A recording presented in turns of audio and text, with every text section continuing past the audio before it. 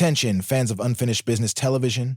We're thrilled to announce our proud partnership with Super 7, the ultimate destination for collectors and pop culture enthusiasts alike. When you shop at Super 7, you're not just getting amazing collectibles, you're supporting us. Use our exclusive link, super7.com/AJEPYX, and remember to enter the promo code AJEPYX at checkout. Your purchases help us bring you even better content, sharper production, and the quality you deserve. So what are you waiting for? Visit super74.com/AJEPYX today. Use promo code AJEPYX, and let's keep the good times rolling here at Unfinished Business Television.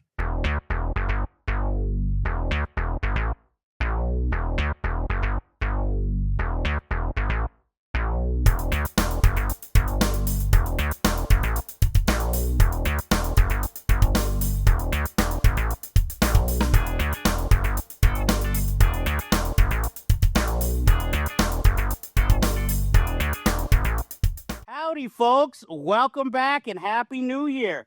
Our first new episode in the new year of 2025. I am your host, Jeff Galashaw at Unfinished B2. And with me, as always, is my co-host, Andre Joseph of AJ Epics. We're going back to the club. And welcome to Unfinished Business Television. We're going to be doing things a little differently, or try to do things a little differently this year. We're going to do our deep dives, as always, and we're going to do strictly movie reviews, because that's right, folks, we're going live in the future. Don't worry, dates will be announced, where we're going to start doing news episodes live so we can stay a little more up to date and inform you people, and hopefully y'all will get a little more interactive.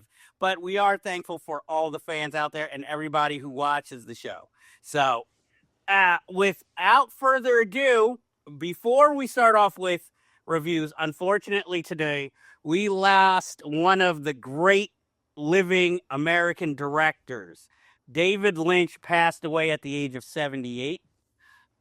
He was already, unfortunately, housebound due to catching emphysema, so it most likely was that he was never going to direct another film. But I mean, what a filmography he left. And, you know, in art, music, everything, coffee, transcendental meditation, everything. He had his hands in everything, and he was always creating and creative, even acting in certain roles, like his turn as John Ford in Steven Spielberg's The Fabelmans. David Lynch is just somebody who all through growing up, even before I had seen his films, I had heard his name, and Dune was like this bomb, but some people felt it was a masterpiece. And I will say that usually when I went to see a David Lynch film in theaters, it was always a memorable experience. If not for just the film, the audience's reaction when watching, like Mulholland Drive and Lost Highway, one of the best, worst experiences I had at a movie theater. But I still love the film and think it's very underrated. I will admit, I haven't seen the one he's noted for, Eraserhead. That's the one David Lynch film I haven't seen. But after this, I will definitely check it out. Andre, what do you have to say about the passing of the maestro David Lynch? The loss of David Lynch is more than a loss to the film industry. It is a loss of American art as we know it.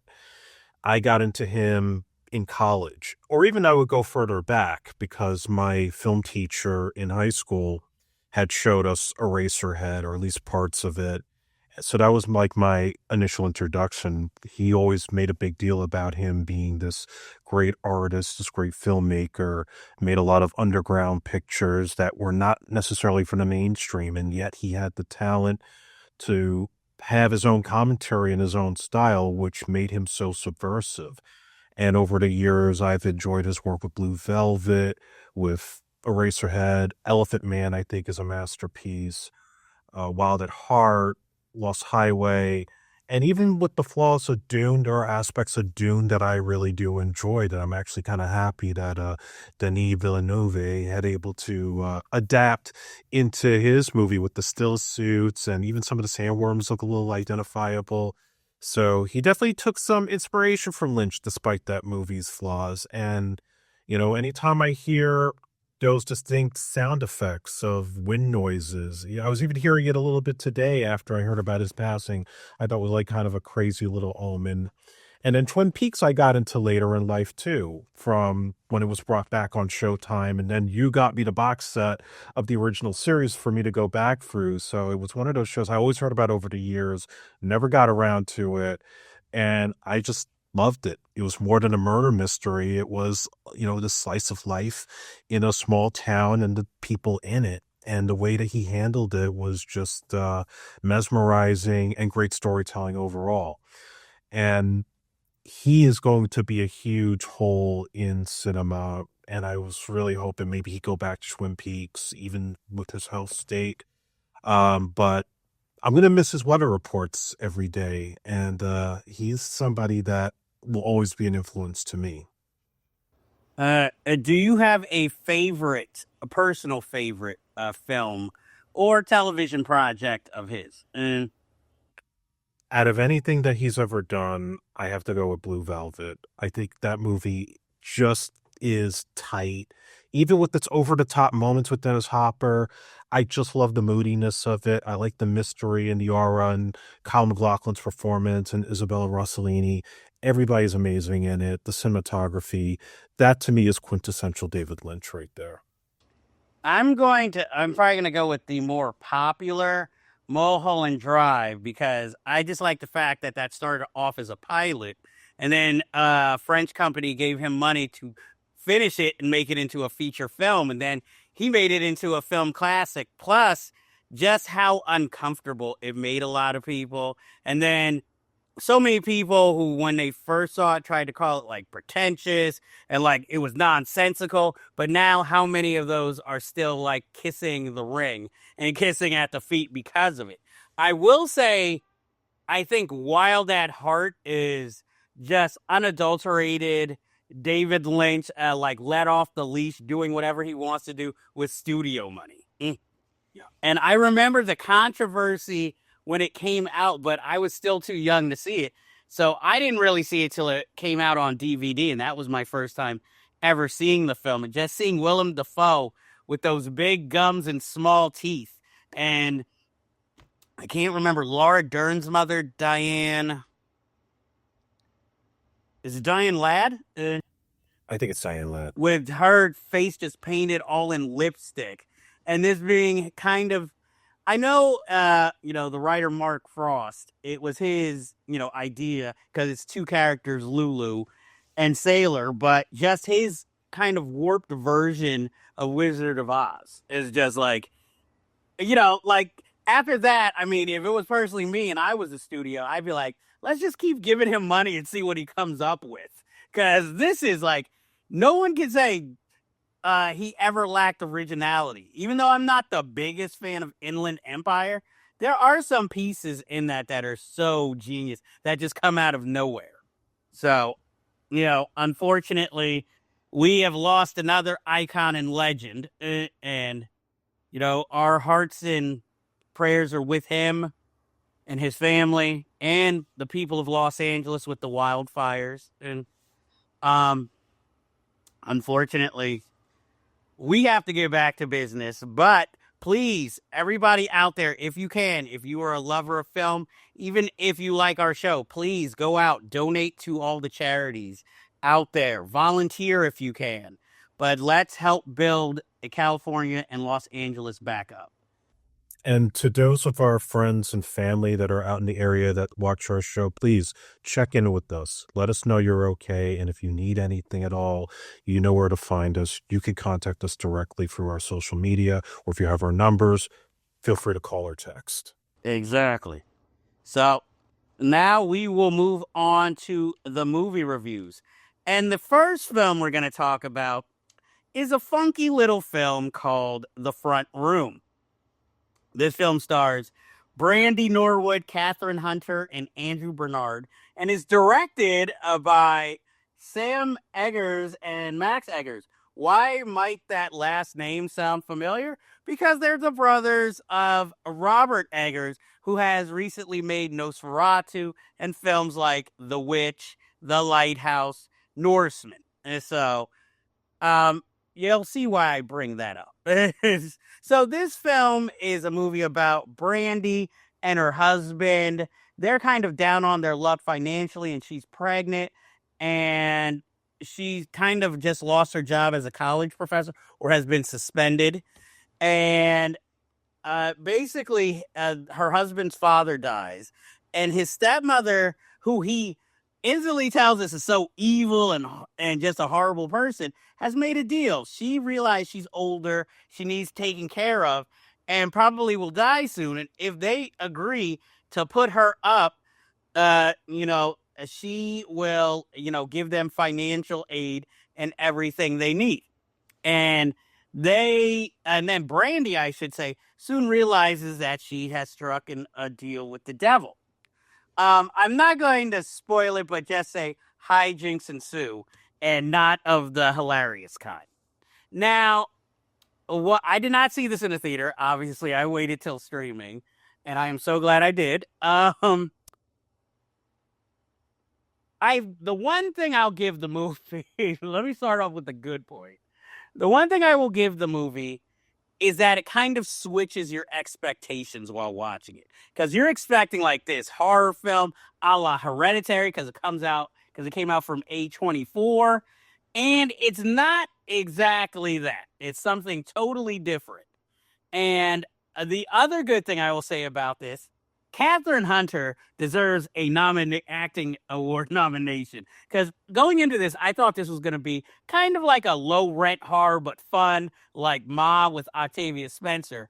And it's not exactly that, but Catherine Hunter does create an iconic character. And she's the only thing I can honestly say I really enjoyed about this film. I have no problems with Brandy as an actress, but I just wonder why they chose her as the lead, so to speak. Like, did they really think she was going to drive in like the audiences, or was A24 trying to break into some kind of urban market, even though she's the only person of color in the whole film, or was it supposed to be like kind of like that a Beyonce movie, Obsessed? Like, okay, we have a black young lady versus this old white, maybe a racist Southern lady. I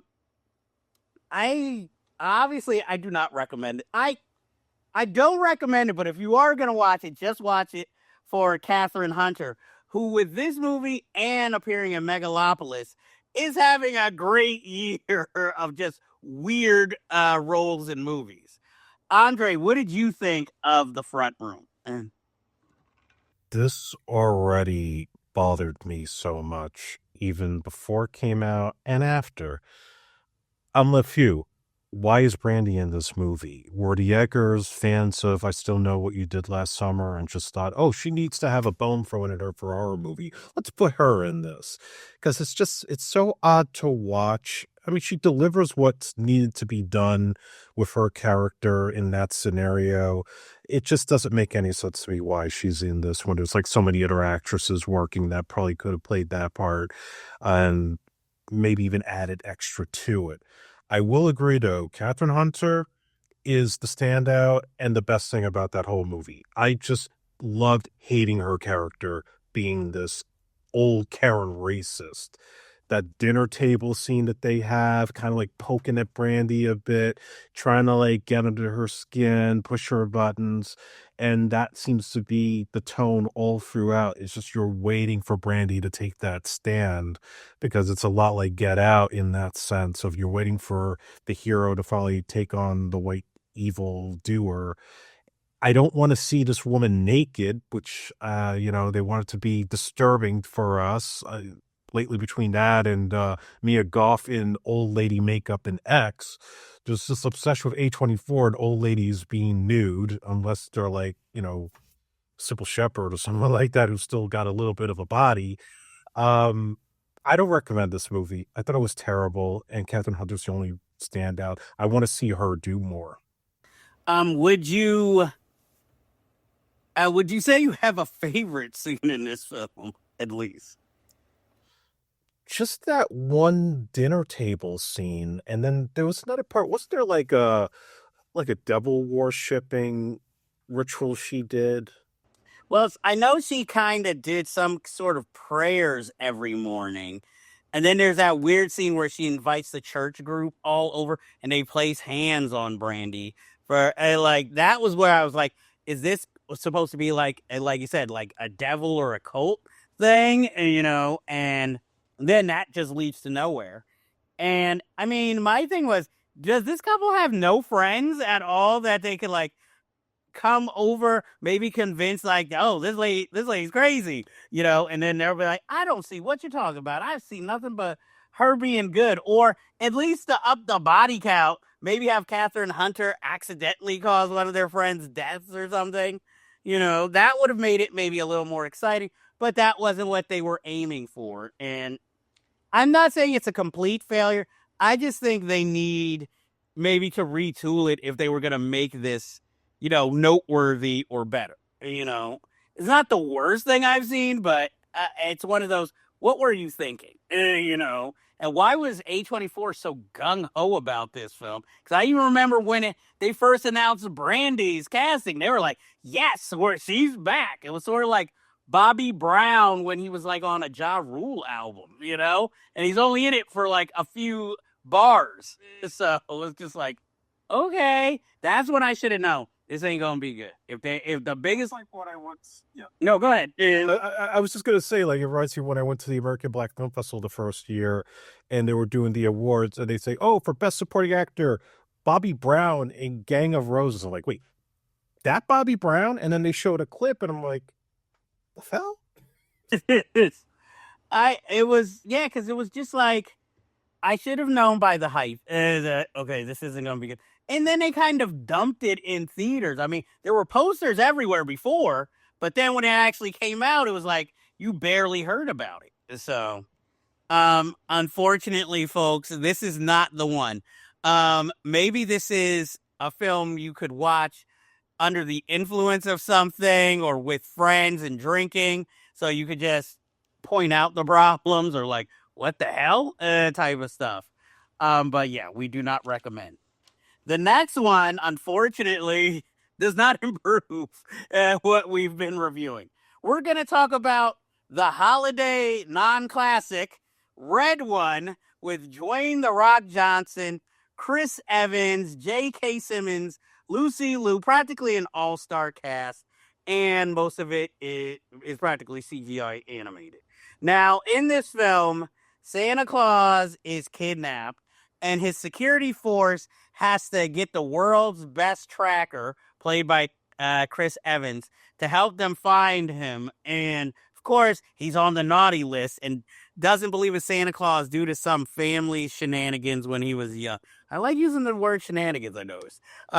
And so he has to team up with The Rock, who was ready to retire, but is also hard-nosed and by the books. So it's the tip, like, if you could take all the cliches out of a buddy cop film, this film has it. Always centered around Christmas. Now, watching it, even when I saw the trailer, I was like, this has Netflix written all over it. Why are you releasing it in theaters? And I was correct, because the movie bombed, essentially. This was supposed to be The Rock's big comeback in theaters, and I'm like, this was the one you bet on? It's just disappointing in many ways. And one of the things, I guess, that disappoints me the most is director Jake Kasdan. Now, I remember when he was making films like Zero Effect and the TV set, and I understand, pay the bills, you got to go a little studio, but he's been going studio a lot, especially with The Rock. He did the Jumanji movies, and now he's doing this, and no offense, there is no flair in this film at all. This is a film that seems like written and directed by committee to fit into like every kind of, check every box on the list of what maybe an audience member would like. I mean, the only fun part for me was seeing J.K. Simmons and Bonnie Hunt playing Mrs. Claus. But other than that, I have to say this is a big, big thumbs down for me. This rivals Fred Claus on the what were they thinking when they made a Christmas movie. But at least I enjoy Vince Vaughn and his antics. What did you think of Red One? And Well, when they first started showing pictures of this film, I thought it was going to be like another Jingle All the Way. I thought it was going to be like two dads competing over the big Christmas gift of the year, and clearly it wasn't. And you heard all the controversy about The Rock's off-screen persona, that he was peeing in bottles just to conserve time from going to the bathroom and some weirdness like that. So he was already trying to show his authority while turning off his co-stars, his fellow crew members, and so forth. Look, I think watching this movie, all I kept thinking about was, remember in Scrooge, the opening scene, they show Lee Majors with the machine gun going to the North Pole to save Santa. It felt like one of those movies that could have been a parody within a movie satire. It didn't feel like it was this inherently original idea that was going to become a big franchise or a Christmas staple every year. This is not Santa Claus the movie, okay? This is just The Rock's ego trying to make what seems like something regurgitated out of ChatGPT, if you ask me. Yeah, and I mean, I'll give it a little bit of a plus. I did like some of the makeup effects with some of the creatures and some of Krampus. I know some of that was CGI, but all the people around him and some of the henchmen, I thought that was kind of cool. That was, old school. But this movie really doesn't have anything interesting. You know where it's going to go. Chris Evans hates Christmas for the most part. He has an estranged relationship with his kid, and the course of events causes him to find his love and believe in Santa and all that other stuff. So, you got that going on and all these little trivial things that they add to it. And yeah, I feel as a film, little kids will probably like it. I feel like small children can gravitate to the Star Wars aspect of it with the creatures and the imaginative aspects of the movie, or putting people in snow globes as part of the film's big evil plot, which also didn't make a whole lot of sense to have that little girl from that other movie I can't even think of right now being the villain. And yeah, which was there's Longlegs. Like you could have gotten anybody else for this. Rock and Evans had no chemistry at all, I'm sorry to say. And I don't want to totally badmouth Chris Evans because, of course, he's great as Captain America. And he's turned in some decent performances like Danny Boyle's Sunshine. But he's just striking out left and right. And I think that's why he's going back to the MCU. And The Rock, I love The Rock. I'm a fan. But you need a better agent. You got to find some better scripts, or maybe not be so hands-on, because you obviously screwed up with the Fast and Furious. You couldn't make Black Adam a big hit, and you've dropped the ball on so many other different projects in the last couple of years. You better hope that A24 movie about that MMA guy is going to be your comeback, because I think you're on thin ice right now, dude. But I won't doubt you. You still got millions of fans all over the world. So, I can't, I recommend it for kids. I don't recommend it for like adults and older family members who will just probably drink themselves to death. Well, my thing is, like you said, it seems like it was written by ChatGPT, but this is one of the rare big budget films that had one screenwriter instead of like five credited ones. And I agree with you with Chris Evans. I want to like Chris Evans so much as a screen presence, but I think even though he's a little older, anything Ryan Gosling or maybe Glenn Powell at this point turns down, take it. Because you have that kind of similar appeal, but you're not getting those roles. Instead, you keep appearing in Netflix movies or Netflix type movies, and you're better than that. And you're a good actor. The Rock, I agree with you. Stop being so hands-on, or maybe take something John Cena turns down. And I'll also add to something you said too. This was not a theatrical release. This was another Candy Cane Lane straight to streaming release. I agree, and I will go as so far as defend the Santa Claus was better than this. I mean, Santa Claus the movie. Excuse me, I will never really praise a Tim Allen movie. But you know, I have a soft spot in my heart for Santa Claus the movie with Dudley Moore. You know, so it's a better film. So that's all. For free. Come on, John Lithgow, you as your villain back before he was like known. And David Huddleston as Santa Claus. Come on. Wonderful. So I'm just like exploding candy canes, you know. So yeah, that's not. There will still be a recommendation at the end of the show, but I say give Santa Claus the movie a chance again, even though it bombed. So would you even have a favorite scene in this film? Good question. Maybe the only part was with the kids harassing Santa at the mall and the rock kind of getting to the kid's face. My favorite scene was J.K. Simmons finally getting to show off his arms that he built up for Superman movies. So I'll give the movie that. But other than that, I'm like, no. So I do not recommend. You give it a recommendation for kids. So next, as we continue along, this ain't looking good. We discuss the Amy Adams starring film Nightbitch.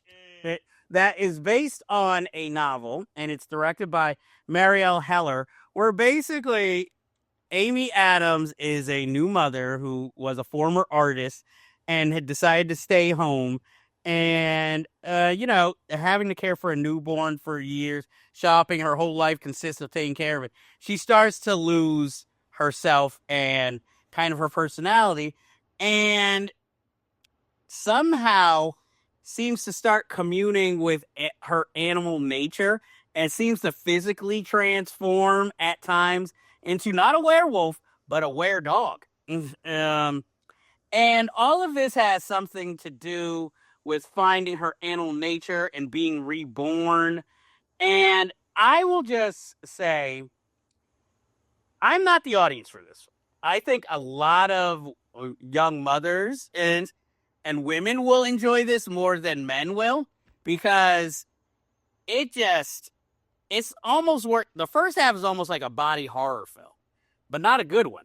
But it works like a body horror film, where all of a sudden she might be having nodules that are like nipples on her body. She's picking out her hairs with tweezers. She bursts some kind of looks like a blister on her back, and then it has like a little bit of fur in it, and it's just like, okay. I give Amy Adams credit. She's the best thing in this film, and her willingness to look just, I guess, normal but kind of disgusting on screen should be noted. But she's the only thing that works in this, because you can see what the film is trying to go for, but it doesn't quite reach there or doesn't quite strike the right notes, which is a shame, because Marielle Heller is a very talented director. She directed The Secret Diary of a Teenage Girl. She directed that... She did the Mr. Rogers movie, right? Yeah, she did that also. She did the Melissa McCarthy mystery novel, Plagiarism, Plagiarism, a movie. So she is a good director, but it feels like here it's just a misfire all around, because the weird thing is when it tries to be comedic, it's not funny. And then I don't know if it's supposed to be fantasy or horror. Those things don't work either. The only thing I was really, other than Amy Adams, that I kind of enjoyed in this film was seeing Jessica Harper in the film. You know, I'm a fan of The Paradise, Brian De Palma fan, so I was happy to see her in this movie. But other than that, I mean, also I like Scoot McNairy, but he's just the typical husband role, you know, so he's not given much to do. And again, is it all in her head, or is this actually happening? Which is never explained. And then I'm like, no offense, why would she want to have those artist friends? They're all majorly bitchy and full of shit. And then she's doing this for their approval because at the end, spoiler alert, she forms this new art collective. We never see any of the other artists, but we see now she's not afraid to like diss her art friends and go talk to the moms, And I was just like, okay, I know that's supposed to have meaning, but I don't care because I don't care about any other character in this film because you didn't write them that way.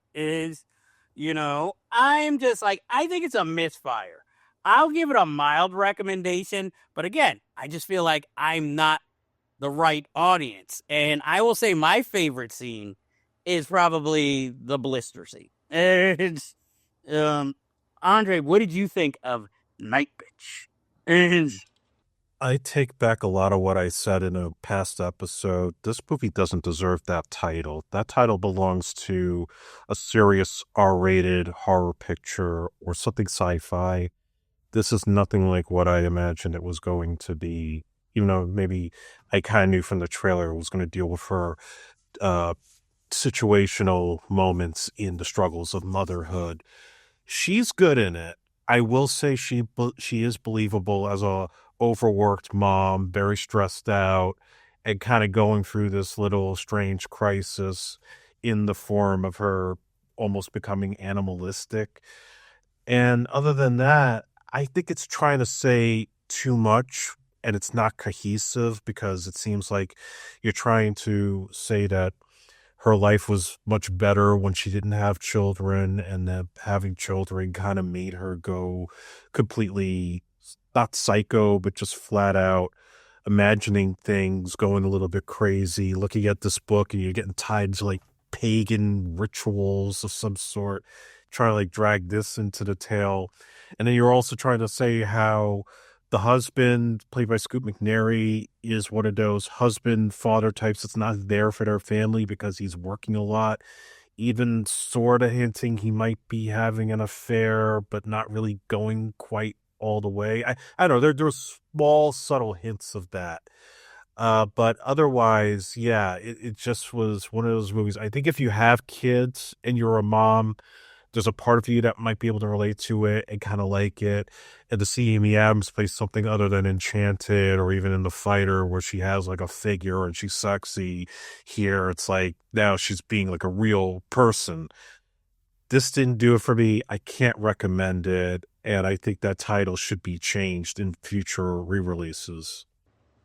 I think what really tells you what type of movie it is when they use Meredith Brooks' "Bitch" as the theme song of this film. I feel like this should have gone with the 90s, like Practical Magic with Sandra Bullock and Nicole Kidman. It feels like that. This feels like something Sandra Bullock would have starred in the 90s almost. I don't know if they would have kept the sex scene in it if Sandra Bullock had starred in it in the 90s. After all, she was the girl next door. But like, I wanted it to be so much better, but I think like halfway through, I realized I don't think it's getting any better. And worse, they then ditched the body horror angle. So it's just like, oh, so now she's just straight up transforming and weird flashbacks to her mother and whatever kind of weird religion or community they were in, which was like, this really wasn't needed, but okay, so I guess, to convince us that now at the end she's going to use a doula when, they have their next child. Sorry again, spoiler alert. Oh, my favorite scene was when she sees the dog nipples on her chest. That was one of the weirdest scenes for me. I was just like, okay, we're just going to go with that and act like it's normal. It was like a pale version of The Substance. A very, very, very, very, very, very, very, very.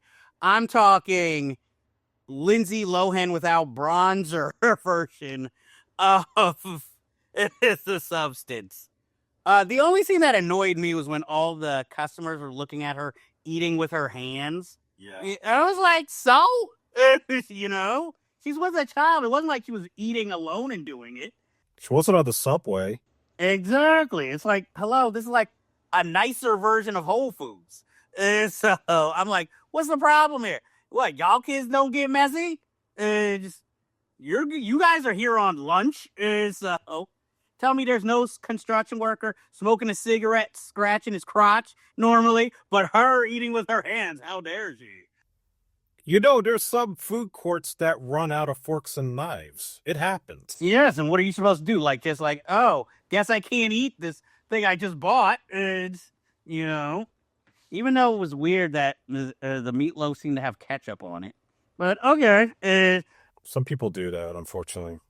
I don't want to go to any supermarket where the food, they automatically do that. I'm like, you're assuming a lot here. And now I've got to put in extra work to try and scrape it off. But either way, that has nothing to do with the review. Don't want to get too off course. We still have 3 more to go. Next, we're going to talk about, hopefully, a bright spot. Carry On with everybody's favorite Elton John impersonator, Taron Egerton, Jason Bateman as the villain. What is the lovely, lovely, lovely Sophia Carson as Taron Egerton's fiance? My girl Daniel Deadweiler, Theo Rossi as the race questionable henchman and technical advisor of the evil team. I did not know that was Logan Marshall Green as the FBI agent. And let's see, Dean Norris, my man, Hank, who has gained some weight. Sinqua Walls, who Andre might remember from White Men Can't Jump, the remake, as, I guess, Taron Egerton's best friend or co-worker. That's pretty much the big... Oh, Josh Brenner as the LAPD technical expert. And it is directed by Jaume Collet Serra, who has directed a film quite like this with a certain Mr. Liam Neeson. Do you remember the name of that movie? I know he did Unknown and he did The Commuter. So he was just like a regular with Liam Neeson in his action movie. Well, this was the one I'm thinking of is where he's like the alcoholic airplane security, and they want him to and they want him to crash with a young Lupita Nyong'o. It's be the same universe. It could be. Liam Neeson needs that. Hey, there's always sequels. But this movie is about a young man who works airport security. He wants to get a promotion. He finds out that his girlfriend is pregnant and wants him to be more responsible. And just on that day, he's forced by greasy Jason Bateman in a hat to allow his guy on with questionable materials that he says is for importing, but then finds out, dun, dun, dun, it's a chemical bomb. It's the bomb, baby. And basically him trying to outwit Jason Bateman throughout. Now, I mean, the film is pretty much that simple. Of course, there's twists and turns along the way. It becomes like kind of a workplace drama comedy. I'm going to say, I didn't think much going into this film. And I have to say, it's actually a very satisfying action movie that goes back to like those kind of 90s type action films. I don't know if Wesley Snipes would have started in this in the 90s, but they would have given like somebody unorthodox who they were trying out as an action star this film, which I think they're trying to do with Taron Egerton here, because he might have his own franchise after this, But, of course, the best part of this film is Mr. Jason Bateman, who is always so good when playing a villain, because we're used to seeing Willie Hogan or Michael Bluth, and here he's just like a badass, I don't care, I gotta do shit, get out of my fucking way, and I haven't showered in a week, so, yeah, I'm sorry, he was, for some odd reason, I'm just picking up on that watching this on 4K television. Why is he so greasy? Is it really that hot in the airport? Is that hat and the hair like really making him sweat? Did he have to go do his podcast afterwards? Like, I'm gonna fucking talk to Dak Shepard. And like, what the hell? But he's the best thing in the movie. Like I said, I really enjoyed this film. I think the best scene in the film is the Daniel Deadweiler fight with the other agent in the car as it keeps turning. I think that's one of the best action sequences. I'm going to even say of the year, because I was just thoroughly impressed. And I just love Daniel Deadweiler. I think she's definitely an up and comer in all these films, even though she is in a lot of Netflix movies. But hopefully beyond that too. What did you think of Carry On? And I'm the exact opposite with you with that action scene. I thought that was the worst aspect of the movie. I thought it was the only play time it's completely out of place with the rest of the film. Otherwise, I loved it. I felt this was as close to like Die Hard 1 and 2, being with the Christmas setting, the airport setting, and having a really smart villain who happens to be an asshole, but a smart asshole through Jason Bateman's performance. And made me really think like, yeah, this guy is a long way away from the Hogan family and Arrested Development and being this pretty dangerous, be constantly outsmarting Taron Egerton and having Theo Rossi as like his right-hand guy in the van doing all the surveillance for him. And it just makes me think if there are going to be sequels to this, I want all the comedians to have their heel turn. Michael Cera, Dax Shepard, Will Forte. I want those guys. Like every movie has to have a comedic villain and be like so dark and scary. I want to see Michael Cera with the beard and be a serial killer in Carry On too. And I think as always, Taron Egerton carries the lead as an action hero and basically dialing down what he did in Kingsman, just being like an everyman type, which I liked. The girlfriend was hot, and the a lot of good suspense in there. My favorite scene is not the car flipping part, but actually when he's going through the security checkpoint and he's constantly like trying to like use his phone to contact, I guess, the emergency. They could see everything he's texting. That adds to like the real suspense that I enjoyed about the film, as well as Jason Bateman's big opening scene in the greenhouse where he takes out, I guess, his contacts or the drug dealers, whoever he was dealing with. So this one I give a high recommendation to and might become one of my Christmas staples if I ever get bored on Christmas. I will give it a recommendation. I enjoyed it, but I enjoyed it by the merits of its genre. So, I mean, I enjoyed it. I'd watch it again. I have no problem watching it again. My thing is, I say you just go all in if you're going to have the comedians. Like, have then Will Forte be the technical guy if Michael Cera's going to be the Jason Bateman. And then, I don't know, have Horatio Sands in there as like the muscle. So while you're ready to laugh at them, you're like, oh, these motherfuckers are cold-blooded. Just don't call it Fallon. You could have Tiffany Haddish playing a child trafficker. No, I don't think she's going to take that role. But, I mean, you could get Rachel Dratch. She's free. Or she could be the turncoat, undercover, villain role, who you think is on the side of good. Or Melissa Leo. She can finally come back after getting beat up in so many other action movies. They need their equivalent of John Amos in Die Hard 2, who you think you can trust because of Good Times until he slashes somebody's throat. Anthony Anderson. There you go. See? But he already kind of did that on The Shield. But that was before Blackish, and he became, hey, everybody's favorite black dad. And then has, what was his name? The football player, Michael... No, not Michael. Yes, Michael Strahan as his cousin on. All right. So, or if you really want to give him those raids, Michael Strahan as the villain. And he could be the heavy. Well, you can't put Marshawn Lynch if this is supposed to be not a comedy. Oh, no. Marshawn Lynch's got to be the hero. That's going to be one messed up hero film. And he's a one-man army. And are we allowing improv or does he stick to script? He's got to improv the shit out of it. Oh, then give him some Skittles. He's good to go. This is not going to be an action movie. This is going to be straight up comedy. Okay. That's it.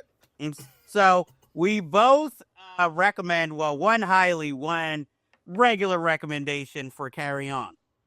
And for our next film, we're going dark.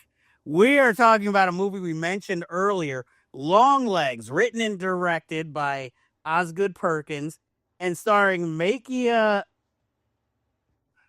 Monroe. And you've all seen her in films such as It Follows. She's been in a bunch of stuff. The Guest, that was the other one I remember her from. Nicolas Cage, who has been let out of his cage yet again. Alicia Witt, a personal favorite, and Blair Underwood and Kieran Shipka from Red One, who we were mentioning earlier.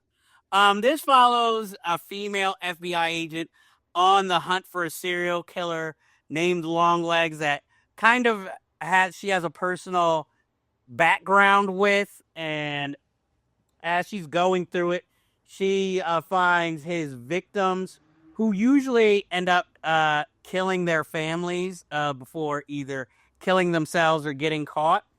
It's a movie built mostly on mystery and lore, and I can say that it's very highly effective. In fact, it's on my top movies of the year because, going into it, I knew it was going to be creepy, but once you actually sit down, watch it, and experience it, I think it's definitely something that probably would have been more effective if I had seen it in a theater, because, you're just in the dark and forced to focus.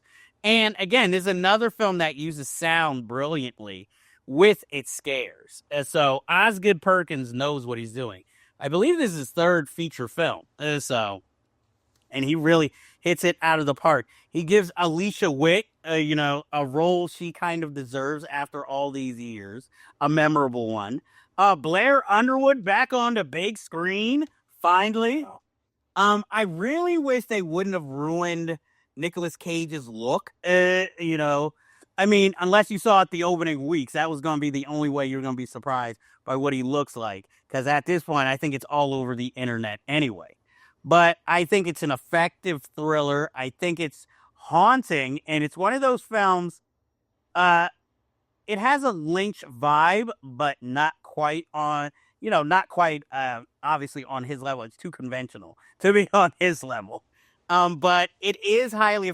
I found it weird that Makia Monroe's character is supposed to be this FBI agent, but throughout she kind of seems whimpering through most of it. So that when the ending happens, they don't make her some big action hero a la like Elizabeth Olsen, that Taylor Sheridan movie with Jeremy Renner. She is still more scared, but she's doing what she was trained to do and what she has to do. I have a little problem with the ending, but it's a minor quibble, but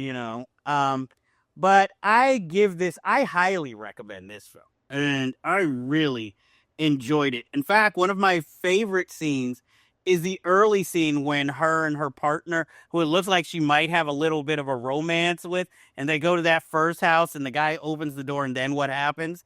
That is my first thing, because I feel like that sets the level for you never feeling comfortable anytime throughout this film, as anything can happen. Andre, what did you think of Longlegs? I like that it wasn't so straightforward and conventional all that much, because I expected a straight detective thriller of a woman going after a killer, a guy that's like going after little kids. And it turns out to be a little bit more deeper than that. And Nicolas Cage, he does his best impression of Marjorie Taylor Greene. And when you do see him, he actually reminds me of what Dr. Claw from Inspector Gadget actually looks like. If you ever bought the action figure and it's the only time they ever revealed his face outside of the cartoon, he pretty much looks like that.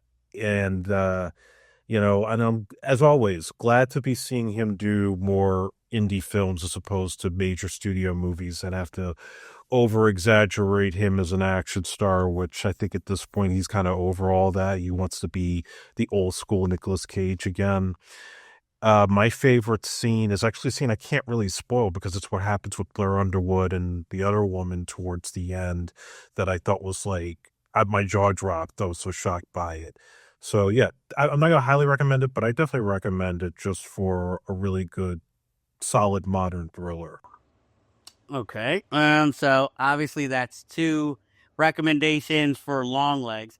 And we get to our final review, which is Juror number 2, directed by Clint Eastwood in what might be, as always, his last film. That basically Warner Brothers tried to bury by only releasing it to a few theaters at first, but through popular word of mouth, were kind of forced to release it more wider before finally just dumping it on Max. And what okay, well, let me describe what the film is about first. Um, it's about a man who's on jury duty for a man who supposedly hit his girlfriend and with a car, and she fell off and died on a bridge. And we find out actually he's the one who actually did it, but he as a hit and run, and there were no witnesses. He pretty much tried to cover his tracks until he found out that this guy was accused. And I like that the film keeps playing like he wants to do the right thing, but he also wants to protect himself, and his family. So 1 minute he's trying to convince the jury to vote one way. Then he's talking to Kiefer Sutherland about maybe turning himself in till he finds out the consequences.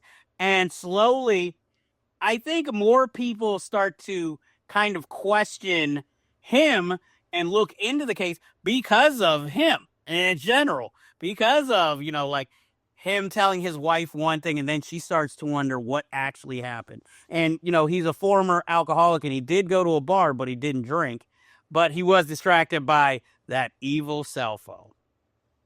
And I like that the film, it kind of works as an ensemble piece because at first Tony Collette, who's running for state district attorney, is so dead set that this guy is guilty, but then halfway through decides, wait, maybe there is another answer to this story. And we've watched her try to put the clues together herself that at first it seems like only J.K. Simmons is looking into. We see the emotional toll of why he doesn't want to be put away, why he wants to do the right thing. Like I said, I was shocked at how good this film was, and I think that maybe WB didn't want to put it out more because it wasn't a conventional, courtroom thriller, and also I guess they didn't get Runaway Jury. That's what they might have been expecting with this. And instead they got really kind of a look at human nature and, characters. I find it interesting that Clint Eastwood cast his daughter as the victim, but I think surprisingly, he hit it out of the ballpark with this. And this is one of his better films as of late that he has directed. I was shocked he didn't do the score, which he has been prone to do at times. And, I enjoyed seeing Nicholas Holt and Tony Collette reunited after all these years from About a Boy. I thought Zoe Deutsch was used very well as his wife. And the biggest surprise, Cedric Yarborough, who usually does comedies, has this big dramatic role. I'm like, he is really hitting it out of the park. And he was the biggest surprise for me in the film. I was surprised at how little Kiefer Sutherland was used, but I give it a high recommendation. And that ending,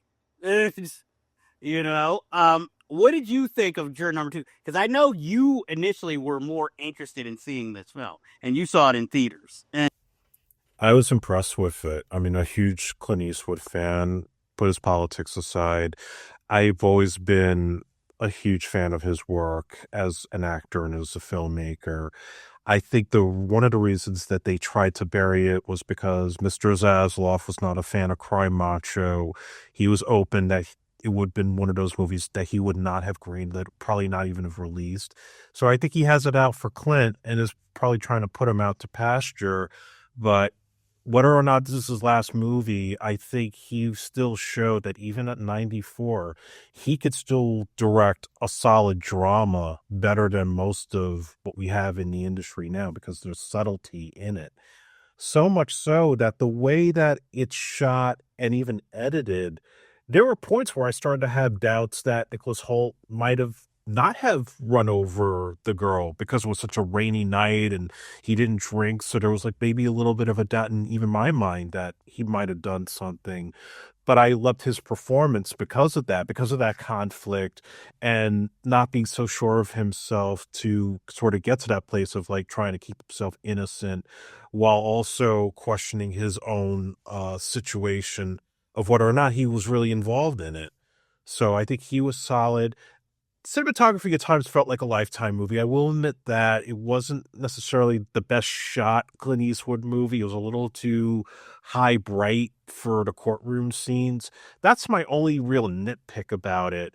But I just really do like so much of the performances, the overall direction of the tale. J.K. Simmons definitely reminds me of one of those cops that's always like kind of snooping around, even when he's retired. He has that little inkling there's something more going on. And if I have a favorite scene, it's got to be what ends up happening at the end because you think it's going to go one way and then it's like, oh, there's that Columbo moment. So yeah, high recommendation. If this is it for Clint, I think he went out on a high note critically. Agreed. I mean, like you said about the subtlety, I totally agree. Because if this had been directed by anybody, I would say maybe younger or trying to make a name for themselves, they would have made this more of a thriller with all the flash bang. And here, everything was just subtle. Like Chris Messina knew as a public defender what his role was. He wasn't trying to risk his career for this guy or anything. He just accepted whichever way the court went, and he was still, friendly with Toni Collette. It wasn't all of a sudden personal between the two of them. Like I said, I highly recommend it. I liked it more than I expected. This, not exactly on the same level, but this reminds me of A Perfect World, Clint Eastwood. When it's like good character work while still having a kind of a mainstream plot.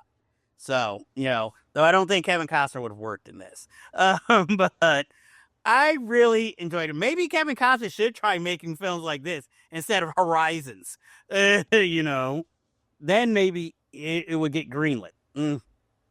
But, so we both highly recommend Juror number 2. And unfortunately, that ends this episode. But, that ends our business for this week. But as you know, we always have plenty of unfinished business. And I'm going to have to ask, have you seen Red Rooms? If not, why not? Because it's fucking awesome. Andre, what would you recommend?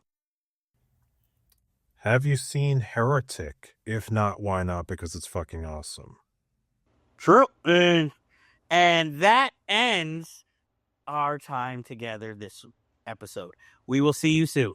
This review, please be sure to like and hit subscribe to be alerted to new episodes in the future.